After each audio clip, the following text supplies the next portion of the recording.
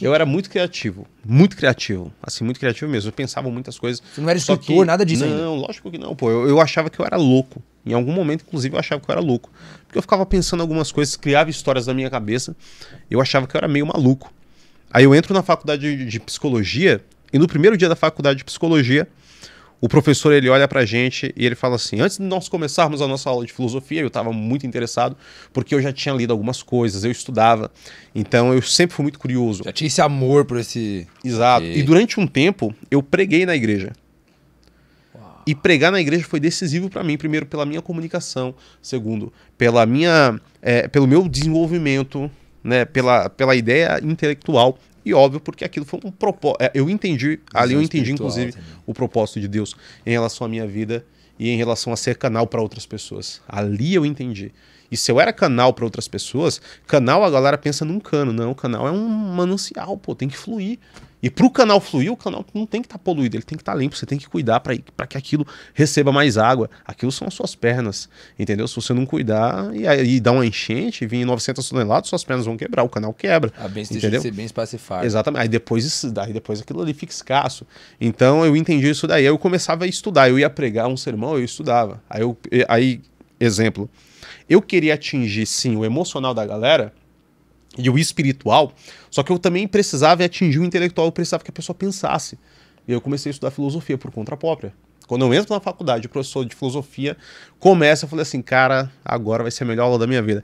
Aí ele olha pra gente assim, Vini, e fala assim, agora, antes da gente começar, teremos o nosso momento pra alma. Aí eu me senti afrontado ali. Momento pra alma? Aí eu falei, que esse vacilão tá falando, professora André? Sensacional. O que esse cara tá falando? Momento pra alma? O que é isso? Ele falou assim, vou ler aqui uma crônica pra vocês. Ele lia um poema, uma crônica antes da... Aí eu tava bolado, eu falava, caramba, mano. Vamos filosofar Resistência, aqui. Né? Resistência, né? Não. Aí ele foi e leu Marta Medeiros, A Dor que Dói Mais. Trancar o dedo numa porta dói. Dói, care, pedra no rim. Mas o que mais dói é saudade. Na hora que eu escutei aquilo bateu em mim, pô. Entendeu? E de duas maneiras, porque era o que eu sentia, e em segundo lugar, eu falei assim, caraca, eu já pensei algo assim. Aí eu comecei a escrever os textos. Que eu falei assim, eu não sabia que dava pra escrever. Você tinha passado então por todo o processo, já que você contou, aí você ingressou, e aí você... Eu vi que dava pra escrever. Quando eu li, entendeu? E poderia impactar assim como você foi impactado. Exatamente. E se o professor não tivesse falado o texto? Exato. Aquela altura, pra ser sincero, né? Pra você... talvez eu não começaria naquele momento, mas eu já escrevia, rascunhava algumas coisas. Mas aquela interferência para ele foi determinante, entendeu? Uau. Então, quando você... é isso, é você encurtar realmente esse espaço. Então, eu comecei a escrever e conforme o tempo foi passando, eu fui percebendo uma coisa que para mim foi muito decisiva. Eu tinha insights muito bons, muito poderosos. E às vezes, quando eu ia ler alguma coisa de outro cara, o cara falava a mesma coisa que eu. E eu ficava assim, ó. Caramba. Só que eu falava, se eu for falar isso pra alguém, essa pessoa vai rir da minha cara, pô. Falar, mano, para de viaja não, pô. Tá maluco, não. Aí eu começava a ler o Hamlet falando uma parada. Eu falava, caraca, o Shakespeare também. E eu comecei a perceber que nós, canais, temos um mesmo acesso, pô. É a mesma informação, só que entregue de outra forma, com outras palavras, em outras maneiras. E aí eu comecei a falar assim, pô... essa galera vai se ajudando, inclusive a um nível, entendeu? Uau! E aí você começou a escrever e Sim. aí postar na internet? Isso, no Facebook na época, nem era no Instagram. Tá, e aí começou a viralizar, pô. Viralizava bizarramente. Mas aí você postava com o intuito do quê? De tipo assim... Você não tinha uma visão sobre aquilo ali? Eu amava postar. Eu postava porque eu precisava. Se eu não fizesse aquilo, eu morria. Não tinha uma estrada. Não, vou postar porque eu vou... Não, nada. Não, acho que não, pô. Caraca. Mas eu sabia que eu era muito bom, então eu falava, pô, isso daí vai ser consequência. Eu sei que eu vou ser muito bom. Como que você sabe que você é muito bom? Pelo nível de qualidade, né? Então, um exemplo. Eu li... Quando você lê uma frase muito boa, você fala assim, caramba, mano, aquilo ali te penetra, entendeu? Aquilo ali penetra você. Há uma frase que eu li esses dias, e eu separei e vou ler pra você. Porque, talvez você até já saiba, ou seja novidade. Se for novidade, vai ser uma experiência magnífica. Se liga. E aí você vai falar assim, pô, mano, Pelo fato de eu conseguir saber a qualidade dessas frases, quando eu criava uma frase, eu sabia que era boa. Você tinha muito parâmetros, né? Você tinha muito... Exatamente. Tá, essa é uma frase sua. Não, essa daqui que eu vou ler pra você não é minha. Mas aí você vai entender por que ela é muito boa. Aqui, ó. Peraí que eu vou pesquisar pra ti. Eu geralmente não faço isso, hein? Não, você é a primeira vez que eu vou fazer isso daqui. É que aqui você não tá num podcast, você tá em casa, pô. Por isso, pô, por isso. Aí você tem... Mano, que bizarro, cara. Essa frase aqui provavelmente tu conhece, pô. É do Jacob Riis. Quando nada parecer dar certo, vou ver o cortador de pedras, martelando sua rocha, talvez 100 vezes, sem que uma única rachadura apareça. Mas na 100ª martelada, a pedra se abre em duas, e eu sei que não foi aquela que conseguiu isso, mas todas as que vieram antes.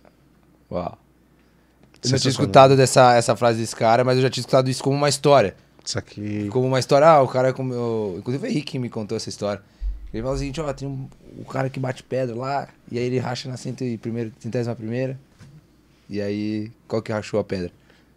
Aí todo mundo tem a tendência de falar, a galera faz essas perguntinhas? Ele vai, Henrique, interessante. Qual que foi a que quebrou a pedra? Interessante. Não, a primeira. Todas. Não, exato. Então, quando eu vi uma frase muito boa, e aí uma vez eu escrevi a primeira frase que eu escrevi foi viral, foi a do perca o amor da sua vida, mas não perca a sua vida por um amor, que pra mim, cara, isso daí é uma... Isso daí, eu tinha a ideia de colocar isso em panfletos, entendeu? Espalhar pela cidade, pô. Sua vida não acaba quando o amor termina. Tem gente que acaba com a própria vida porque o amor terminou. Você acha que isso vem por você ter vivenciado uma experiência muito prática ou é algo maior que você mesmo? Assim, é um não, dom? é claro. É uma... o insight, né? Que é a iluminação, né? Ou a inspiração. Percebe que todo o processo de acesso... Ó que bizarro. A gente vai chamar isso de acesso. A gente vai chamar isso de insight. A gente vai chamar isso de revelação.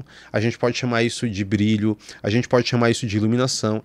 Nunca é algo natural. Você nunca fala assim, uma ideia. A ideia já remete luz. Ó que loucura. Entendeu? E é isso. É os momentos que são transcendentes. O cara, para ele escrever um poema chamado Tabacaria, o cara, para ele escrever uma obra chamada Ilíada, o cara, para escrever um Conde de Monte Cristo, é algo que transcende ele. Entendeu? Isso aqui... Porque, inclusive, aquilo é maior do que ele. E o que é esse fator que algumas pessoas têm mais facilidade para estar conectado e receber mais? É o relacionamento que você gera com aquilo. Porque, um exemplo, vamos supor que você é um grande escritor. E você tem um insight, você escreve grandes frases. Só que você se relaciona muito pouco com aquilo, você lê pouco. Você escreve pouco. Você estuda pouco. Você se entrega pouco. Você ganha pouco, e o fato de você ganhar pouco faz com que aquilo que você faz tenha pouco resultado.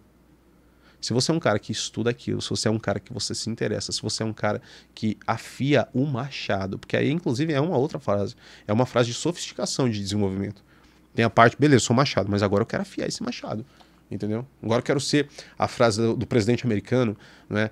Se eu tivesse 10 horas para cortar uma árvore, eu passaria pelo menos 9 afiando meu machado.